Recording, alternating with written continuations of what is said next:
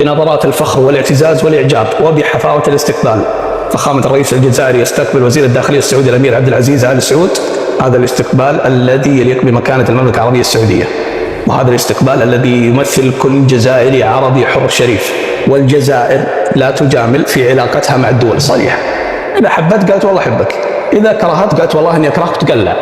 وسبق وإن حصل أن شكر الرئيس الجزائري جميع الدول العربية ما عدا دولة واحدة. الجزائر لا تنافق، الجزائر ما عندها يمين ويسار وتلف الدور، الجزائر يعطيك إياها في صميم الوجه.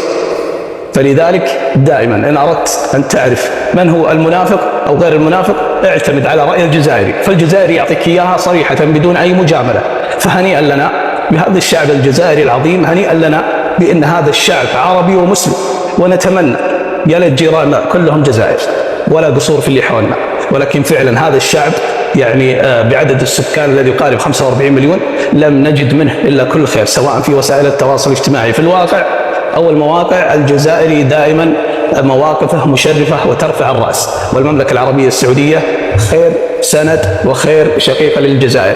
فالجزائر يعرف ويعلم مع من يضع يده، ويعلم من هو عدوه، ولا يجامل ولا يداهن ولا ينافق في مثل هذه الأمور. فنسأل الله العظيم رب العرش الكريم أن يدم علينا هذه العلاقة الطيبة، وأن يجعل جميع علاقاتنا مع الدول العربية والإسلامية مثل علاقتنا مع الجزائر وأفضل. في أمان الله.